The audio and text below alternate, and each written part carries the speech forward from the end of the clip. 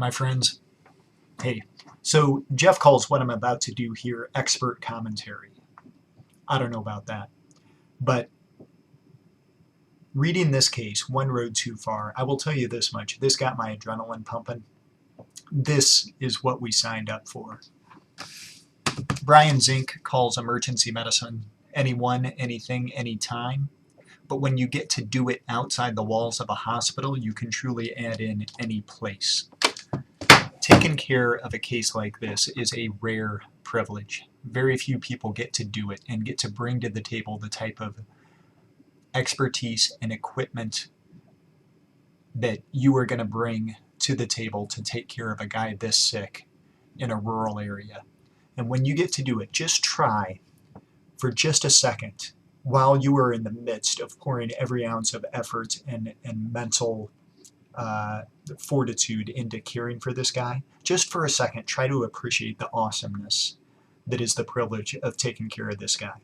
And speaking of an awesome privilege, from the standpoint of Jeff and I, getting to teach a group of guys and girls like you guys who put so much time and effort and thought and sophistication into your comments on this case is that is an awesome privilege. So thank you. You guys rocked it.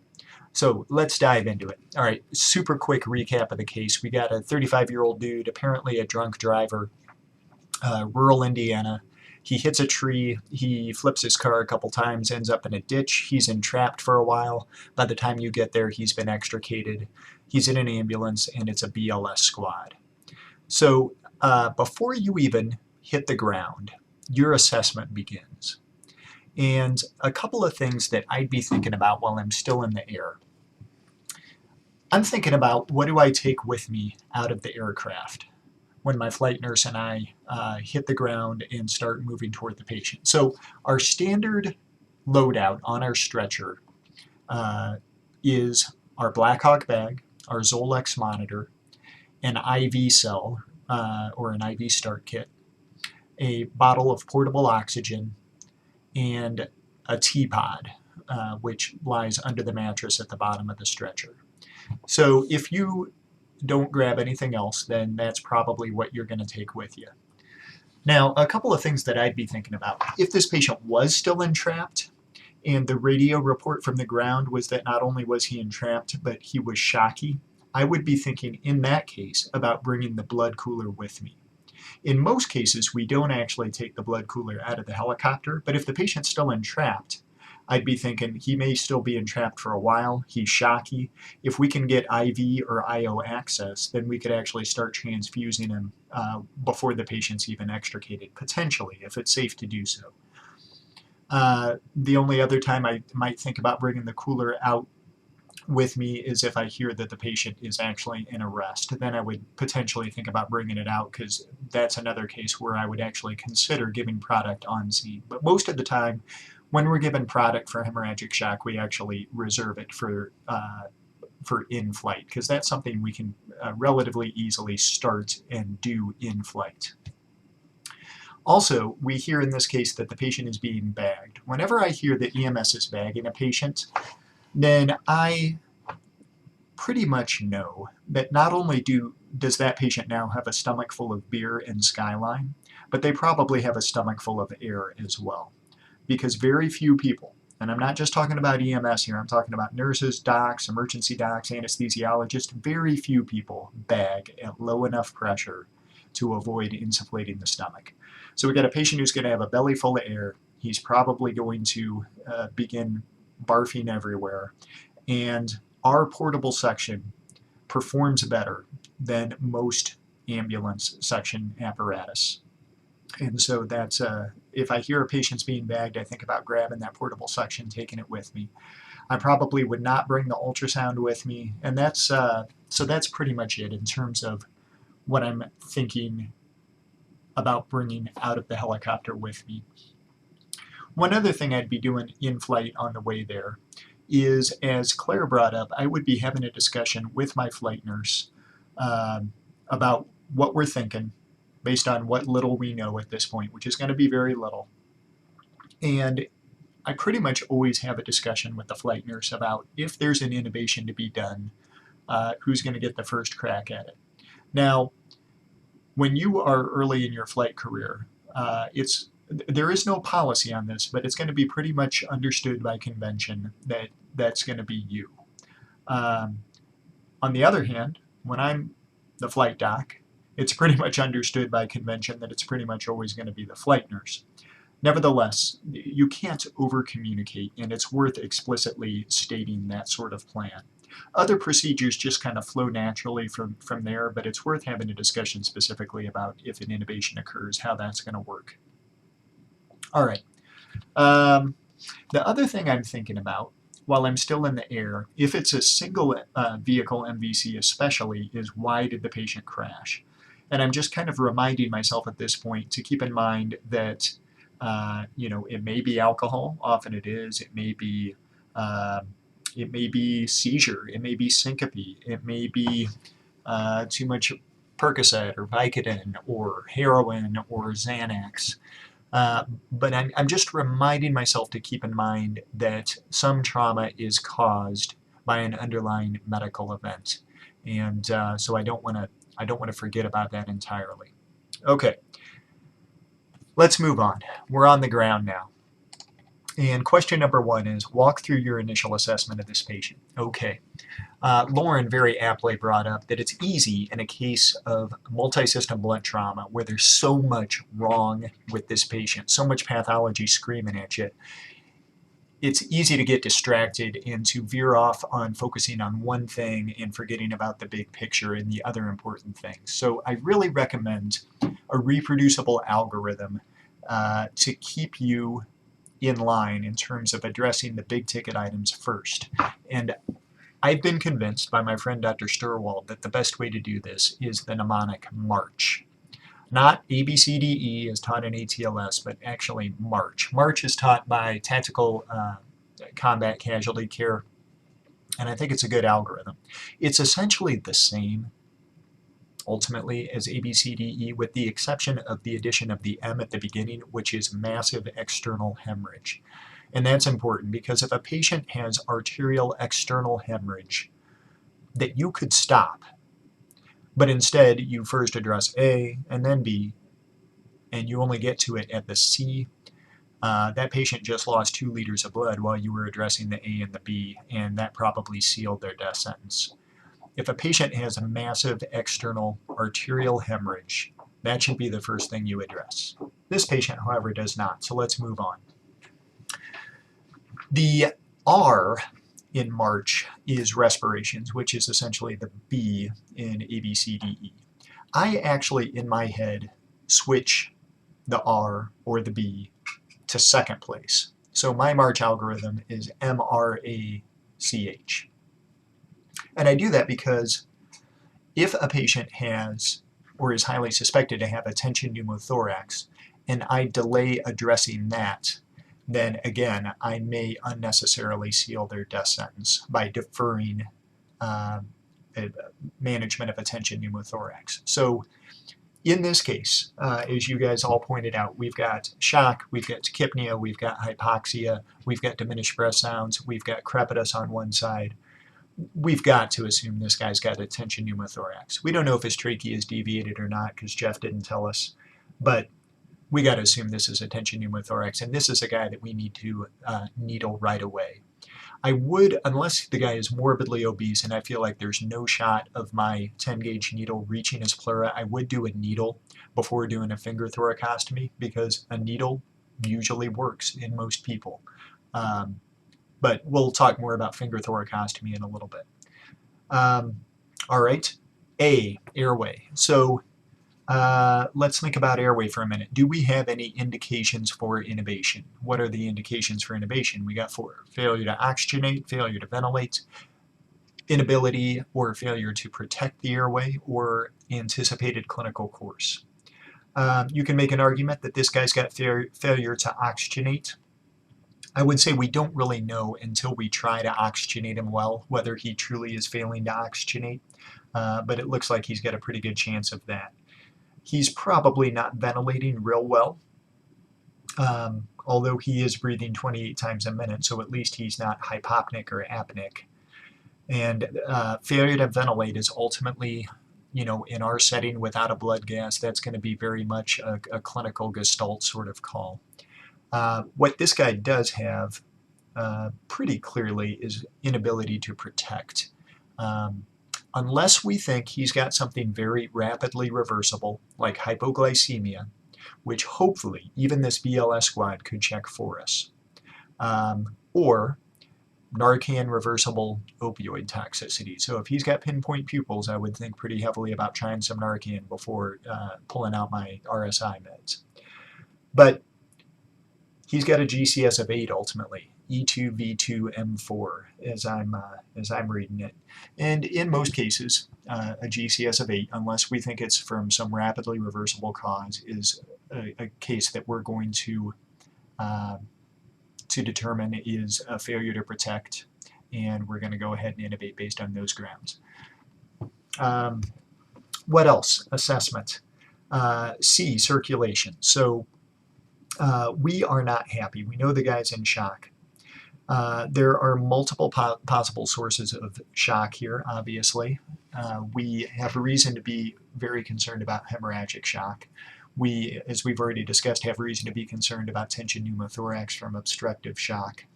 We are still considering in the back of our mind potentially some sort of medical shock that could have caused the accident in the first place, although now that we know the guy smells strongly of alcohol, we're a little less worried about some cardiogenic source because we've got an alternative explanation for why he crashed his car. We got to consider neurogenic shock as well, although in most cases of neurogenic shock, your patient is not going to be tachycardic.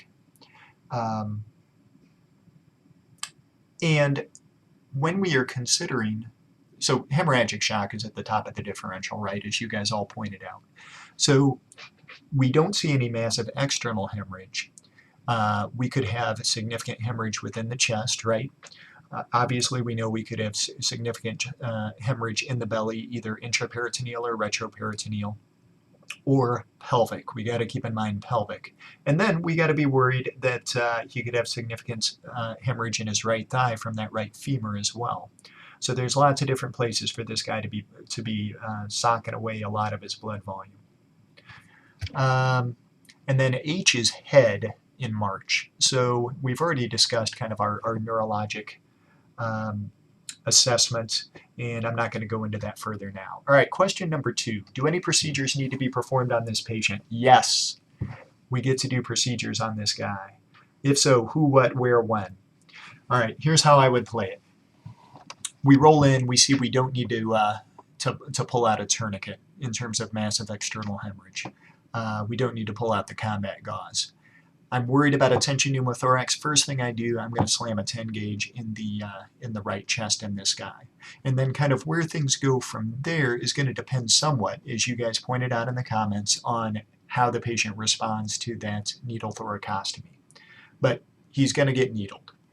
If I don't think my if I don't think my 10 gauge reached his pleura, then I'm going to start thinking heavily about doing a finger thoracostomy. This guy needs a T-pod. And you're thinking, wait a minute, I thought his pelvis was stable. Here's the deal. We've got excellent literature to illustrate to us that no matter if it's you or me or Mike Archdeacon of orthopedics, we cannot trust our physical exam.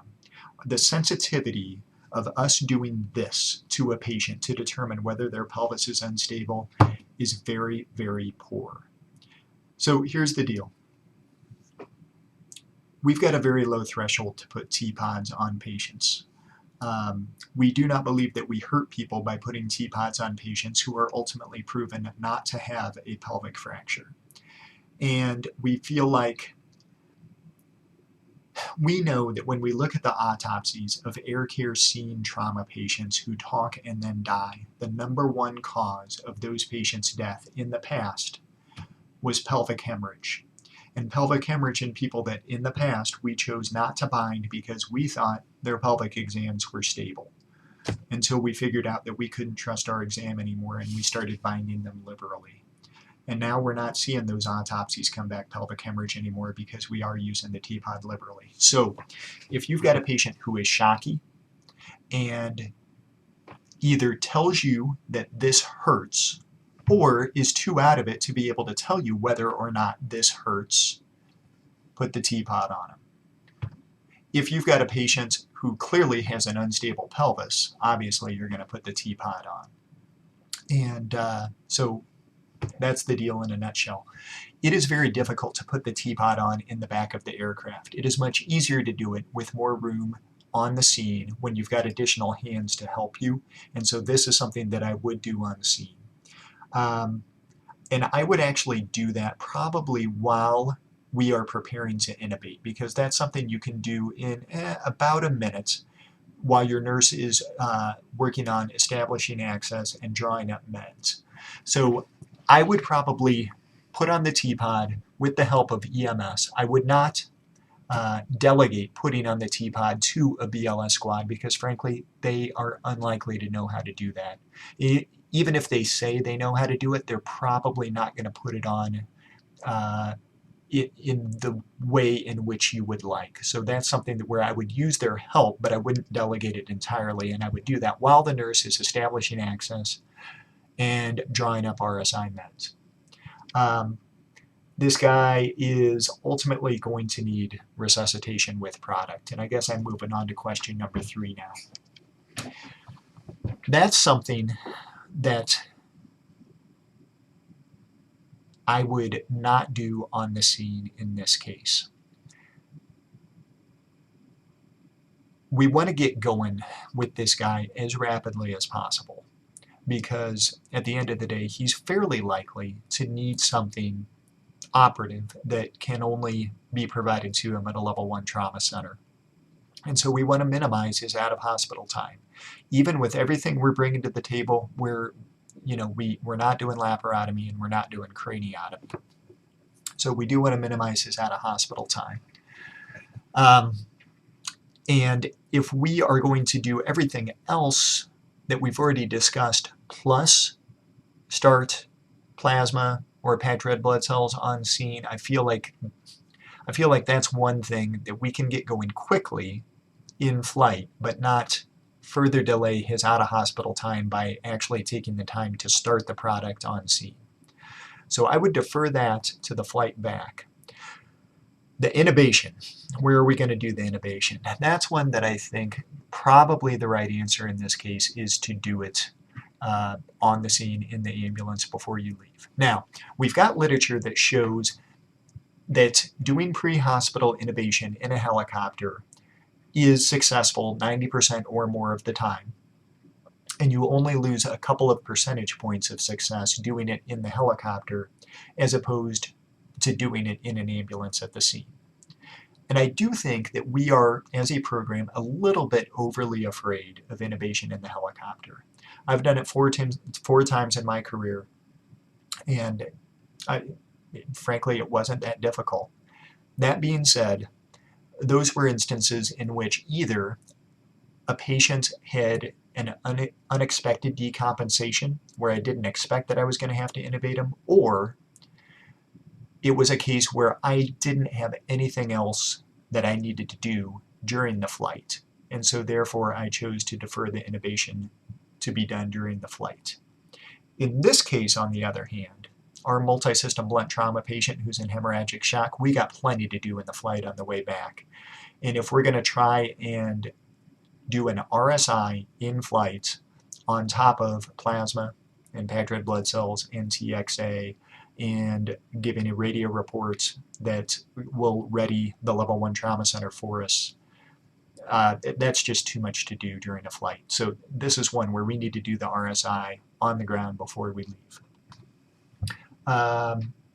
Who performs the procedure? We kind of already covered that. There is no policy that makes this black and white, and that is by design. But in general, when you are early in your flight career, intubations are going to come your way. And in general, as you get to the point where you're late in your second year and you've had a bunch of intubations over the past 8 months, and your flight nurse has had far fewer, they are going to appreciate when you offer to have the intubation go their way, because they've got to be every bit as good and comfortable with doing intubation as you are, and we need them to get reps, and you are going to be taught how to switch roles and draw up RSI meds and push RSI meds and do everything that is typically done by the flight nurse, and so there's no reason not to switch roles. All right, let's move on. Question number 3, what meds, what products, what type, what order? So meds, the first thing that's going to come up is RSI, because we've decided that this patient has at least one indication for intubation, and we're going to tube him, and we're going to do RSI on scene. I'm assuming at this point that the guy is not combating our efforts to pre-oxygenate him, because if he was, then we would do DSI, delayed sequence intubation, but I'm not going to go down that rabbit hole right now. So we're just talking an RSI. On the one hand, we're worried about increased ICP. On the other hand, we are very concerned about hemorrhagic shock and the fact that we are starting from hypoxia and from hypotension. So to cut to the chase, we got to do this one with ketamine as our induction agent.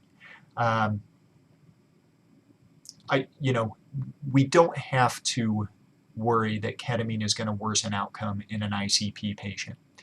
Zamet will remind us that all of those ketamine studies that show safety of ketamine in patients with elevated ICP did not use ketamine alone. They used ketamine plus fentanyl, ketamine plus a benzo, and if we get a chance later, cool, Zamet, we can throw in a little bit of fentanyl, a little bit of benzo.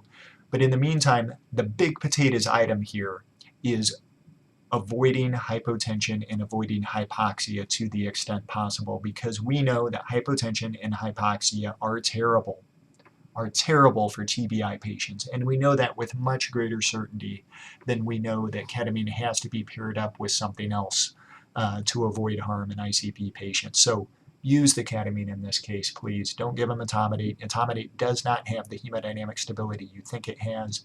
And certainly you do not use propofol or midazolam as your induction agent. Do you give half dose? Probably. I liked Christian's comment on that.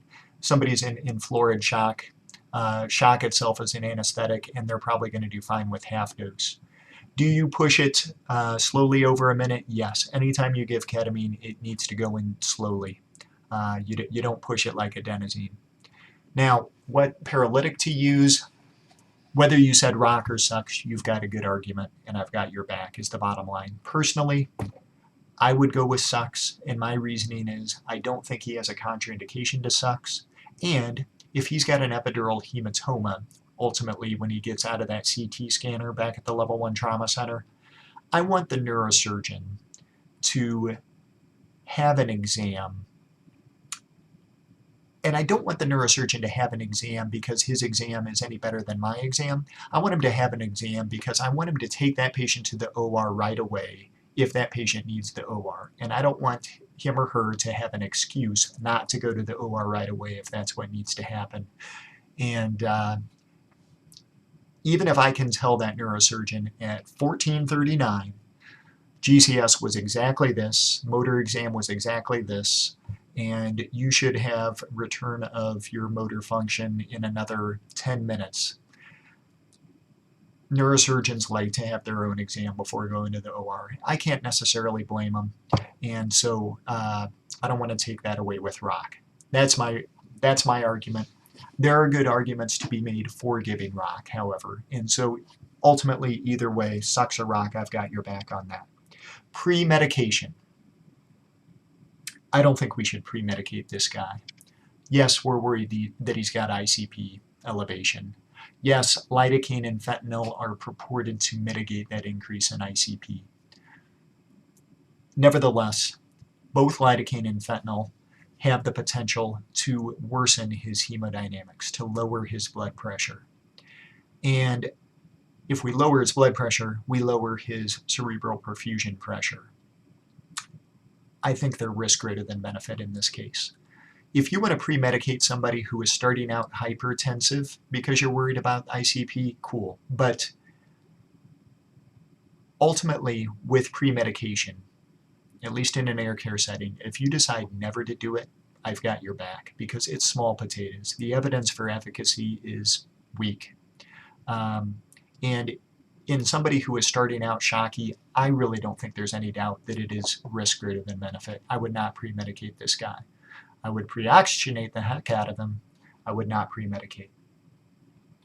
All right, products and other meds. So yes, this guy, for the love of God, this guy gets products. You empty the cooler with this guy. This is why we are so blessed to have what we have. So between plasma and Paxils and TXA, what order do we go in? Well, basically, we want to give all three as rapidly as possible. But if we have to choose one first, which we probably will, Ryan Garrett and I have thought a lot about this, and others as well. And ultimately, we feel like plasma's first priority, then Paxils, and then TXA. And probably, not probably, definitely, you're going to need 2 points of access at least. And what you can do is you can give both Paxils and plasma wide together simultaneously through 1 point of access, and then you can give your TXA through the other point of access. Other meds, well, we already mentioned before that if we thought the patient had a rapidly reversible source of coma, we might have tried Narcan earlier. If the patient remains Shockey despite my all-out resuscitation with my products and my TXA, I'm probably going to try some calcium because the guy is probably hypocalcemic. Patients in hemorrhagic shock often are, and that hypocalcemia is going to worsen his stroke volume. And I don't want to add cardiogenic shock to hemorrhagic shock, so if I give him some calcium empirically, that may improve his stroke volume and thereby his perfusion. Ultimately, if I am able to stabilize his hemodynamics to a pretty good degree, and I feel like enough time has gone by that the ketamine is probably gone, now what I've got is a patient who is clearly in pain, who, if the ketamine is gone, is no longer analgesic in any way. So I would give him little touches of fentanyl as well. Probably 25 mics at a time, given how floridly shocky he was earlier. And right now I can't think of any other meds I would give. All right, finally, question 4. You get there and boom, the patient loses his pulse and is in PEA. So what do you do now? All right. In this case, if the patient has their arrest in front of you, yes, I do think it's worth using product in that case. If, on the other hand, the patient arrested 10 minutes before you got to the scene, frankly, that's probably not somebody that I would utilize the precious, precious resource of our products on, unless there was some other factor that led me to believe that you got a pretty good chance of getting the patient back. But the trauma patient who arrests in front of you, that's somebody where I would actually think about giving products on scene. Now, big picture, we generally do not load pulseless patients on the helicopter. Yes, there are exceptions. Sometimes those exceptions are kids. Sometimes those exceptions are patients in which there is an angry mob that has assembled that will potentially threaten your safety if you elect not to transport the patient. Sometimes we've had cases where the patient is a fireman and he is surrounded now by his colleagues who just simply can't seem to get their mind around any other option but transporting the patient. But in general, this is a pretty complex ethical discussion here, and I'm not going to go into it in depth, but when we do load that patient, then we are giving the people that love them hope that there's still a shot. And frankly, there's not much of a shot while that patient is pulseless. And furthermore, it's a pretty big bill to fly on a helicopter. And if it's completely futile, then there are ethical considerations there. So in general, as a rule of thumb, we don't load and transport patients without a pulse. As I said, we'll talk more about the exceptions later. Okay, so we got there and the patient arrested in front of us.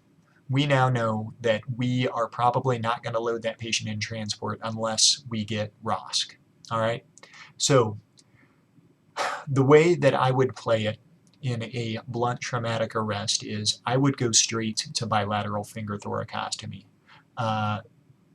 Assuming, again, that there's not massive external hemorrhage. Massive external hemorrhage would be my first point of order. Once I've got any massive external hemorrhage controlled, I'm going to slam in bilateral finger thoracostomies, and I'm going to do it super quick. If what I might do is ask my nurse to do a bilateral needle in the couple of minutes that it's going to take me to do a finger thoracostomy bilaterally, because if they could potentially decompress a tension pneumothorax even quicker than I could get in there with my finger. Just a few seconds quicker, but what the heck. If they can slam in those needles a few minutes or a few seconds before I can get my finger in the pleura, so be it. All right, next thing, if the patient is able to be bagged, then I'm going to let somebody else bag them while I'm going to continue doing everything else. If, on the other hand, I do not feel that the patient is being ventilated at all, at this point I might go ahead and do a crash intubation. But again, if the patient is able to be bagged or they've got an extraglottic device in and they're able to be ventilated that way, I'm going to defer intubation till later, because the patient is by my assessment, being adequately ventilated, and so intubation is not likely going to achieve ROSC or save their life. So at this point, I'm going to move toward getting access if we don't have access, giving product if, again, we witnessed this arrest, and again, binding the pelvis, because if the patient just arrested because they are bleeding, they are having pelvic hemorrhage, we're not getting them back if we don't stop that pelvic hemorrhage. So I'm going to empirically put that teapot on. Now, some of you guys brought up pericardiocentesis. Here's the deal. Would I do it? Yes. Is there a chance that this patient just arrested in their setting of blunt trauma from pericardial tamponade? Yeah, there's a chance, but it's very low. Now, if it's penetrating trauma, that's a whole nother story. Then the chance of their arrest being from tamponade is high. But in blunt trauma, the chance is low. So I'm gonna do pericardiocentesis because it's got a shot of working, and because we all need, honestly, reps at this, just like any other procedure, if it's going to have a chance of working in the patient who truly has pericardial tamponade. But I'm not going to prioritize it real high, because in blunt trauma, it's probably not pericardial tamponade. But I would break out that pericardiocentesis kit, and I don't pronounce blunt trauma patients without decompressing both sides of the chest, without doing pericardiocentesis, without binding a pelvis, and without attempting endotracheal intubation. Again, if the patient is able to be adequately ventilated by bagging or by extraglottic device, then I would not prioritize doing that intubation highly, but I would take the opportunity to do it before calling it, because again, it might help the patient and we need reps, so I'm going to take the opportunity to do it as well. If doing all that and giving the patient product doesn't get me ROSC in 10 or 15 minutes, then I'm going to think pretty heavily about calling that case. I would also, at that point, think pretty heavily about asking my pilot to bring me the ultrasound if I've got the ultrasound. And hopefully, by the end of your residency, no matter what aircraft you're on, we'll have ultrasound. But for now, we only got it on AirCare 1. But this case was set up as an AirCare 1 case, so I would use the ultrasound. And this, again, is this is not something that is set down in stone in policy at this point. But we got to remember that PEA in trauma is sometimes just really severe hemorrhagic shock, such that the patient has a functional beating heart, but you're just not able to feel their pulse because they're so hypovolemic from the hemorrhage.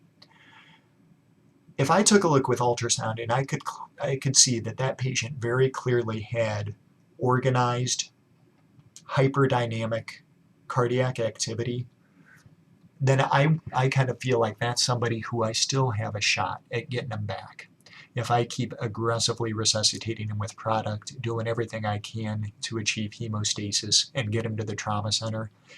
And so that's somebody that I would actually, even if I can't feel a pulse, if they've got very obvious coordinated activity on ultrasound, cardiac activity, that's somebody who I would think about loading.